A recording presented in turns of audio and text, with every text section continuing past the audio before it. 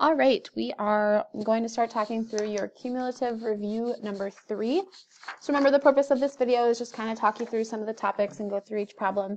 Also a good way where if your answer didn't match the answer key, you can go back and get a little bit of extra help. So as a review about polynomials, given all of the important information, so our degree is going to be 4 because of the exponent there.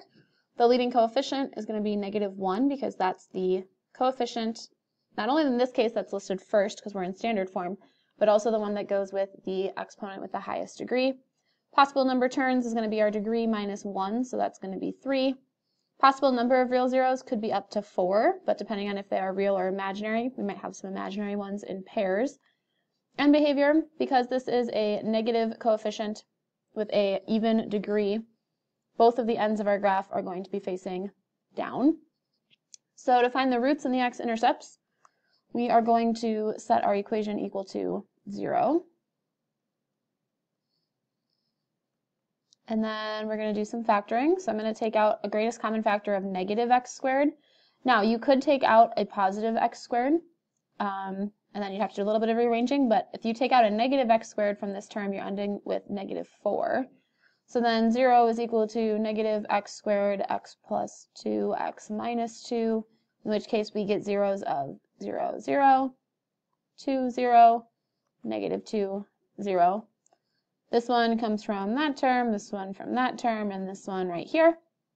The multiplicities, x equals 0 has a multiplicity of 2 because of this square on it.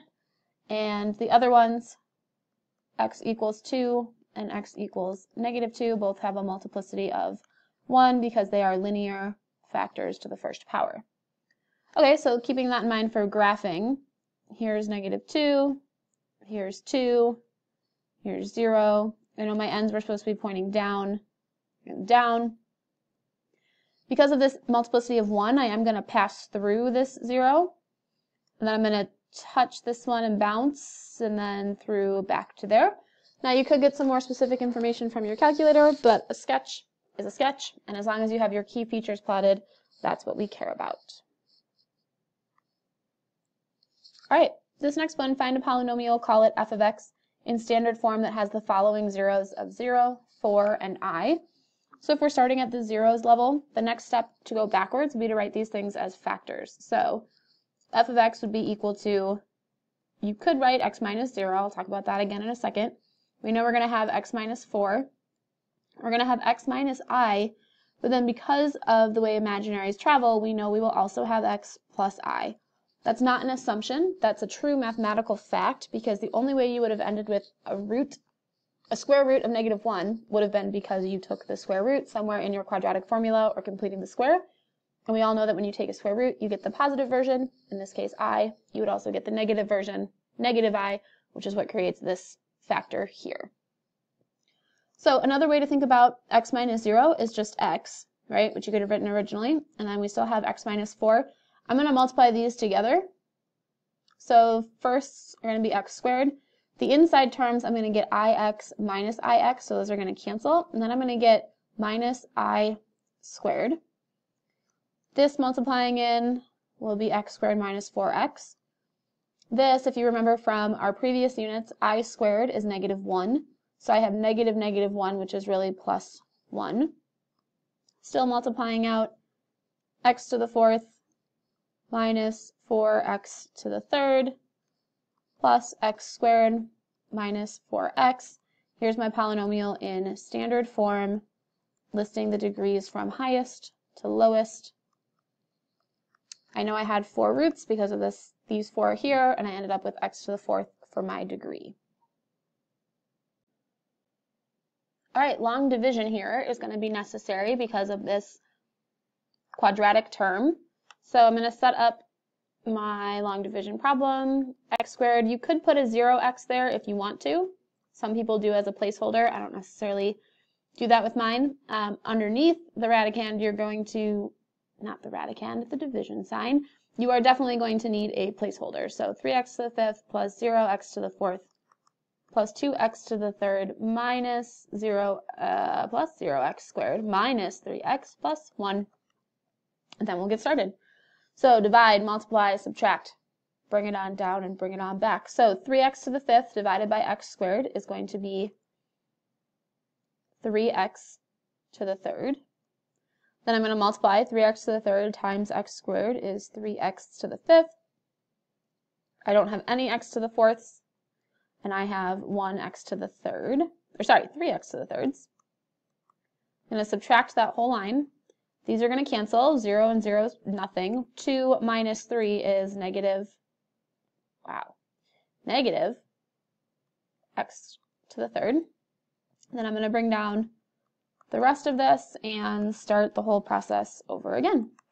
So x to the 3rd, negative x to the 3rd divided by x squared is negative x. So I put that in this column. Negative x times x squared is negative x to the 3rd. Negative x, I have 0 x squareds. And negative, that's going to be minus x. Subtract that whole line. Those are going to cancel. 0 minus 0 cancel.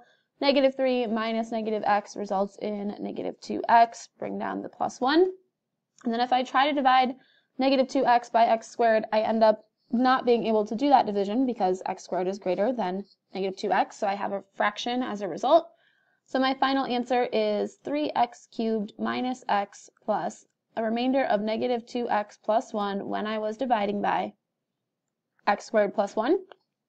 I'm putting a box around my final answer. It's good practice because the directions tell me to. All right, find all of the zeros of the polynomial. Well, before we get started, we should consider the fact that we are looking for 4 answers because of that degree right there. So our possible rational nice ratios that could give us zeros will come from my p's and my q's, so the factors of the constant and the factors of the leading coefficient. So I think I've got all of them here. I'm going to go plus or minus 1 and plus or minus 84, plus or minus 2 and plus or minus 41, 42, come on Schwartz, plus or minus 3 and plus or minus 28, plus or minus 4 and plus or minus 21. That's that 21 I was looking for earlier. 5 isn't going to go in there. 6 times 14. Because 6 times 10 is 60, 6 times 4 is 24. And then plus or minus 7 and plus or minus 12. 8's not going to go in there nicely. 9 doesn't go in there nicely. 10, 11, and we're good. So those were all the factors from P. I'm going to put all of those over my factors of Q, which is just 1. So that's just plus or minus 1. Those are my potential rational zeros. Now, you're going to want your graphing calculator because that's where we're going to find some zeros to help us get started. So I'm at x to the 4th. I know I need to find at least 2 zeros from my calculator to help me divide out.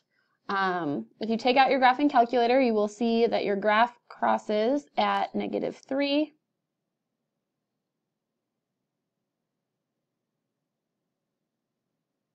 and at 7. Okay, those are our 2 real roots then. X equals -3, x equals 7 that you can get from your calculator. If you need help with your calculator, I suggest going to the MRC at this point. In class, we're going to still use it a lot, but hopefully by now you're feeling pretty comfortable with graphing and seeing where you are crossing the x-axis.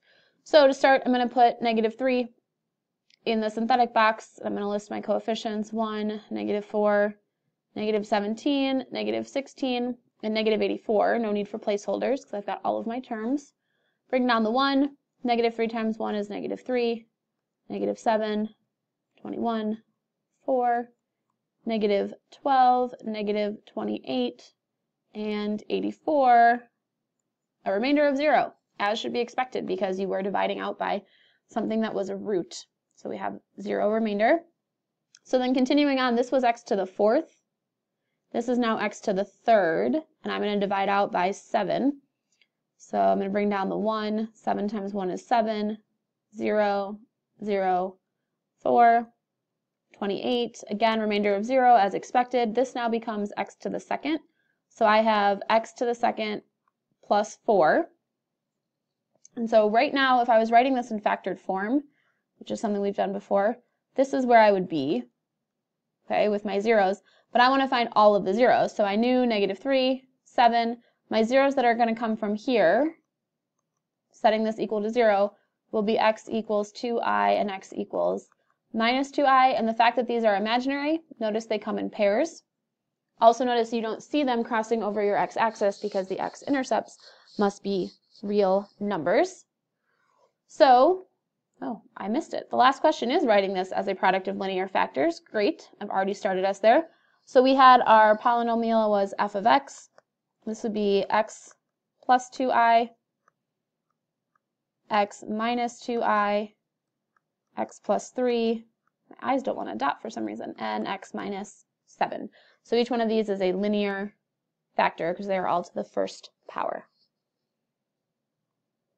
All right, solve the following quadratics using the method of your choice. I'm going to suggest, if you were stuck on these, this one I would say use greatest common factor first and then see what your results are. This one I would say take a square root because you've already got a perfect quantity squared. So I'm actually going to pause the video real quick and I'm going to finish these out so you can check your work. Some of you may have chosen a different method, which is fine. As long as we get to the same numerical values for our answers, we are good to go. All right, hopefully these are the solutions that you got. You can always check your answer by plugging back in. Now, because these are polynomial equations, you shouldn't have extraneous solutions. The only reason something would become extraneous is just if you made a math mistake in there. But because the domains of these are all real numbers, any real number, if you're doing your math correctly, right, you should be able to plug it back in, and it was not extraneous. All right, solve the following quadratic using completing the square. So it's been a little bit.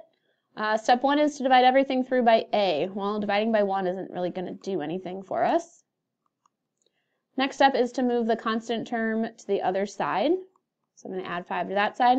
Now comes the fun part. I'm actually going to complete the square. So I'm going to take my b value, take half of it, square it, which is really 1 squared, which is 1. I'm going to add it to both sides. So I get x squared plus 2x plus 1 equals 5 plus 1. This side then will factor into x plus 1. 1 because that's how it factors looking at it, but also because this positive 1 goes right there, equals 6. And now to solve, I'm going to use the square root method. So x plus 1 equals plus or minus the square root of 6. Square root of 6, unfortunately, is not going to be a nice integer answer, so I'm going to write -1 plus or minus root 6. Those are my two answers. All right. Solve the following using the quadratic formula. Quadratic formula, x equals opposite b plus or minus square root b squared minus 4ac all over 2a. Beautiful singing. I'm sure you appreciated that. But going ahead and using that formula, so x equals 4 plus or minus the square root of 16 minus 4 times a times c, all divided by 2a. So x equals 4 plus or minus, all right, so 16, I've got -4 and -1, which really makes +4 times 2 is 8. 16 minus 8 is the square root of 8 over 4. Cleaning this up a little bit, this will become 2 root 2 all over 4. Each one of these things has a 2 in them. That was supposed to change color. So I would end up with 2 plus or minus the square root of 2 all over 2 would be my final answers.